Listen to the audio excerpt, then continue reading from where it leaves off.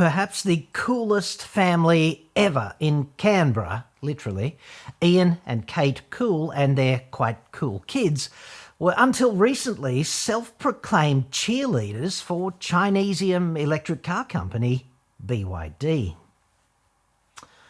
That's Mrs. Cool and her cool progeny there, posing for the front page of the Canberra Times, gushing over their Atto 3 just over a year ago. Sadly, though, the Cool's dream of integration into the fantasy world of electric utopia has become something of a nightmare after the vehicle's miraculously durable and revolutionary blade battery took a giant steaming dump in its trousers without warning and at 100 k's an hour, just over a year old and with only 33,000 k's on the clock. Right about then, Burn Your Dreams seemed to forget all about its Australian consumer law obligations. Like, do we really need them?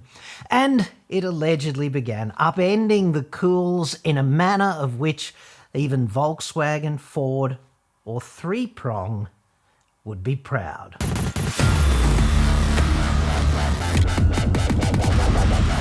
I'm John Cadogan from AutoExpert.com.au. New cars, cheap, but Australia only. Website, card. Mr. and Mrs. Cool getting so hot under the collar. Imagine that, the conflict.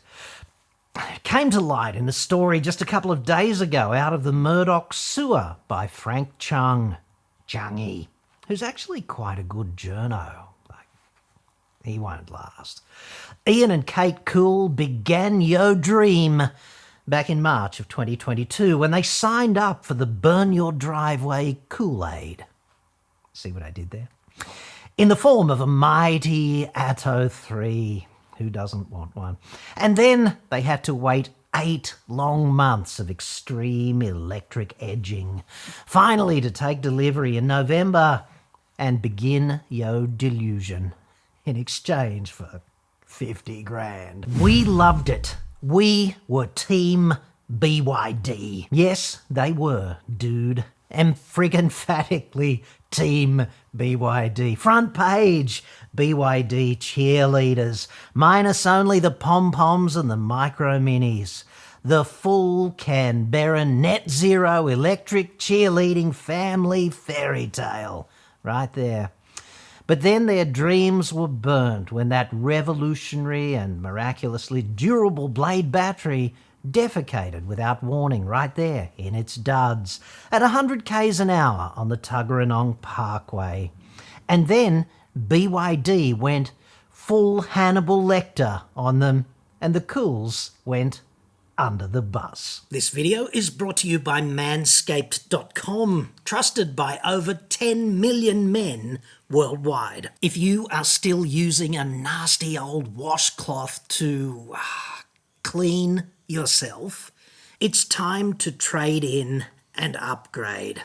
Your current experiment with dead skin and bacteria, by which I mean your washcloth, might be quaint in a petri dish kind of context, but Manscaped's Buff Bundle is a far more dignified and hygienic option. The Manscaped Body Buffer is a handheld exfoliating powerhouse that removes dead skin, helps unclog pores, and reduces ingrown hairs. It's made of 100% antibacterial silicone and designed for the harshest conceivable operating menvironment. That's a new thing, obviously. It's ergonomic and it also maximises lather, so less of your cleaning products are going to end up down the drain. It is, of course, possible to get a little carried away, at least at first. The silicone bristles are designed for whole body lather, cleansing and comfort. We're talking front, back and everything in between, dude. Just not on the bus, okay? The body buffer is dead easy to clean and the integrated hook means you can simply hang it wherever you want.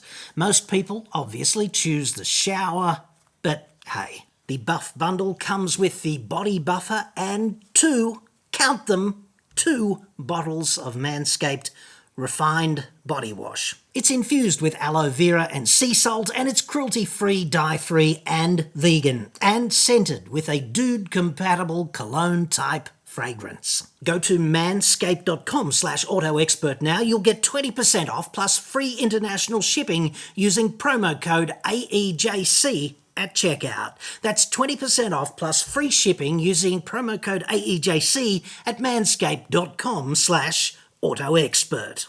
It's all too easy to overthink things of this nature. The world ditched carrier pigeons because the smartphone was somehow superior. This is that, only it gets you buff better. At the height of this incident at 100 k's an hour, not knowing WTF was happening, Mrs. Cool managed to pull over safely, thankfully. The battery had catastrophically crapped out. Even Betray Your Drivers agrees about that. The miraculously durable Blade battery was cactus. It had pushed up daisies. It was resting in pieces, bereft of life. It was sadly an ex-battery, having just joined the choir invisible. But according to Chungy's hilarious story in Rupert's Rag, the Cools claim that's about the time the Bone Your Delight customer service machine started treating them like imbeciles. First, they insinuated we didn't charge the car, which always puts you on the wrong foot.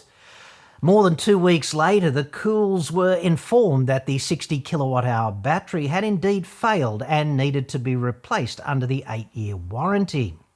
Dealing with them in person when my wife dropped off the car, we were quite angry with how they were treating us. The Cools decided to seek a full refund for the car, arguing that the failure of the battery constituted a major failure under Australian consumer law. That's all from Chungy's excellent Rupert Rag report. Don't be expecting any driveway burning advertising anytime soon in the Rag, Chungy. Doubtless there will be some kind of meeting about that. My advice, having been there, don't say very much. Now, the term major failure is quite important here because under the law, you are only entitled to a refund if a failure is major. If it's not, you just kind of have to cop a repair on the chin. And you have to remember that warranty and consumer law are completely different things. Warranty is just a contract, and it cannot be used as some bullshit justification to abrogate your rights under consumer law, which are in fact legislated. While examination of a vehicle will likely be required to identify the nature of a fault, the Australian consumer law does not require an involved process of diagnosis to determine if a vehicle's failure is major. You should approach consumer claims for remedies from the perspective of whether a reasonable consumer would have bought the vehicle if they had known of the full nature and extent of the failure at the time of purchase. The somewhat toothless ACCC there from that handy PDF, which is specifically designed to clear up any lingering misunderstandings about how things actually work if you're some sort of demented automotive industry shithead. In particular, the ACCC says the repair time frame is kind of important. I'd argue that if it took highly trained burn-your-driveway pelicans more than 2 weeks to determine that the battery was rooted, as Mr. Cool alleges, the repair time frame overall is not looking good, is it? How long does it actually take to determine that a battery is crapped out? Like 20 minutes if you go out for coffee? Also, I doubt a sane person would buy that vehicle if they had known at the outset that the single biggest, most expensive and complex part of the car would drop a giant deuce in the bed just 14 months in. So there's that. Seems like a major failure to me. It's walking like one and quacking like one, so best not step in it, dude. Just saying. When they demanded a refund, according to Mr. Cool, burn your decency became, quote, Rude and evasive. Imagine that. I don't think that is conduct that is listed in the brochure. Exceptional BYD quality tech, style and safety deserves exceptional support. That is actually what they say in that fine brochure online, incidentally. Perhaps it's a work in progress, like they're only new here. Mr. Cool added, quote, "Their attitude just grated on us so much." Read that whole story, dude. Read it. I double dead dingo's dong, I dare you, dude. Not only is he cool, but he's also just nauseatingly reasonable. A senior bully your driver's representative told the Cools, quote, from Chungy's story, "If the car was 3 months old with a few thousand kilometres on it, there'd be no problem for a full refund. Okay, let's see. That's not what the law says. It's not even close, dude or dudette. Are we actually implying here that 14 months and 33,000 kilometres is somehow beyond an imaginary statute bar for consumer law?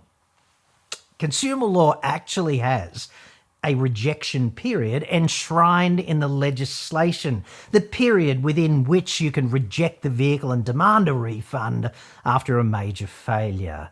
And the Cools are well inside this window. But instead, bury your driver offered to replace the battery or give them a trade-in based on the age and odometer reading of their broken electric dream.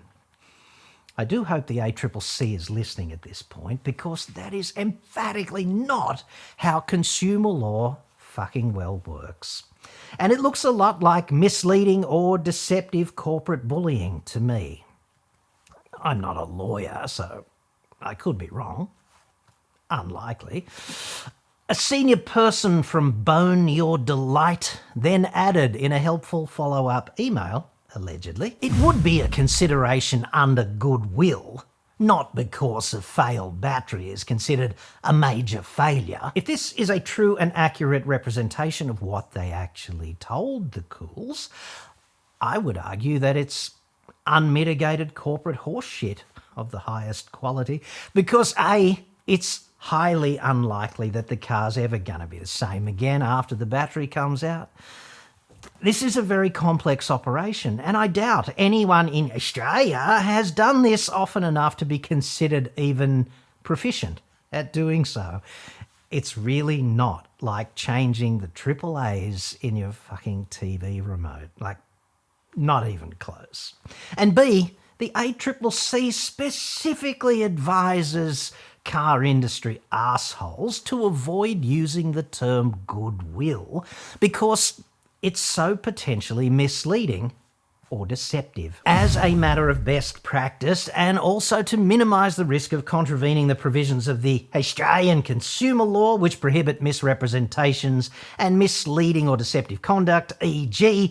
where the consumer has requested a remedy under the consumer guarantees, you should also, when providing a remedy, make it clear to the consumer when you are providing remedies under the consumer guarantee provisions, rather than simply describing such remedies as goodwill. So, bit of a fuck up there, in my view. There's nothing goodwill about replacing this battery. At the very least, this is a legislated consumer law requirement.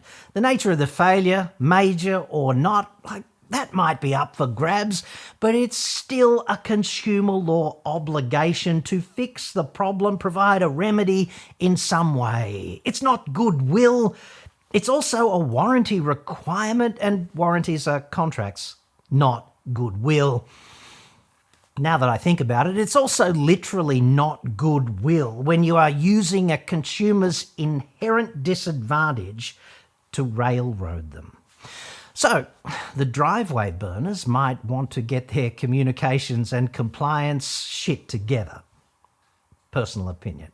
Battery failure is not a characteristic of the model, and this appears to be an isolated incident that occurred after 14 months and 33,000 kilometres on the road. But nobody really cares about that, do they? mainly because battery failure is a salient characteristic of the Cool's Atto 3, and that's the issue being discussed here. And I'd also argue that 14 months and 33,000 kilometres is nothing in the context of automotive longevity, or at least what a reasonable person would expect that to be. Boost your damage was quoted there, again from Chungy's excellent story in Rupert's Rag. If it's so frickin' isolated, why did senior bend your decency shot callers not just give the Cools a quiet refund, take the car back, fix it, and sell it as a frickin' demonstrator to someone who should know better? Mr. Cool and the Cool fam would still therefore be cheerleaders for the driveway burners. They could have done this as a gesture of, I don't know, appreciation after the family was such frickin' cool front page cheerleaders for Team BYD. Also, if they just fixed it quietly, Chungy's story would never have occurred, and that evil old bald bastard on YouTube would still be scratching around for a decent story to run his excellent Manscaped promotion in. Like 20% off and free shipping, dude. Just saying. After a thorough investigation, the customer was provided with a loan vehicle, and BYD Automotive promptly replaced the battery in accordance with the manufacturer's warranty. And so, if that's not also a major failure, I will eat Kanye West's wife's incredible Parisian dinner outfit. Outstanding. I could never get away with wearing something like that, like in public.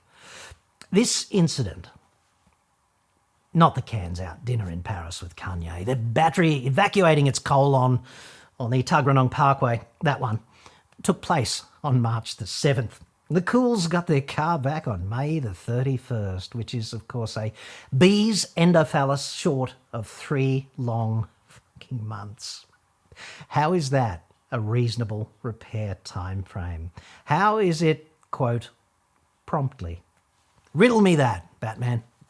Like, spare batteries? I didn't think we'd need any of those. Those Blade batteries, so remarkable and durable, dude. Let's just wing it without them in the warehouse. Jethro, play more of that funky music. White boy. In Chungy's story, there's also a really interesting allegation by Mr. Cool that miraculously dashcam footage of the March 7 Atto 3 battery in trouser defecation incident just disappeared after their Atto 3 shit heap was dropped off for their reluctant battery transplant surgery. Go figure. Bringing You Disaster admits to removing the SD card from the camera, quote, for the safety and privacy of our employees, but they could offer no clue as to the inexplicable disappearance of all footage on the card prior to May 30. At the very least, that's extremely serendipitous. Pro tip. How much fucking privacy do you actually need in a workshop servicing a car, especially if you're doing it with your trousers on or without wearing Kanye West's wife Parisian dinner outfit? Christ's sake. I wonder if the business itself operates security cameras on the premises and whether customers and staff are filmed routinely while they are on site, and how does that impact the safety and privacy of all concerned, for Christ's sake? That'd be interesting to know, wouldn't it? Anyway, the Cools are pretty much anti-ambassadors for Boost Your Damage now and, quote, potentially EVs in general. Go figure. And I don't think anyone sane would blame them. If even half of what they allege about BYD's conduct is true, I think I'm going to be shelving my hypothesis that the upcoming driveway-burning dual-cab ute, the Shark plug-in hybrid, might be worthy of ownership consideration, in spite of how good it looks on paper. And dude, it does look pretty good. I'd be willing to take a punt on the Shark's reliability even, but only if I thought the support would be somewhat better than negotiating with Idi Amin. What a pity it appears to be somewhat worse than that. I would hate to find myself being coerced into my own little Tiananmen Square consumer law moment. Just because I need my car fixed, they decide to act like bastards, and the ACCC still can't locate its balls.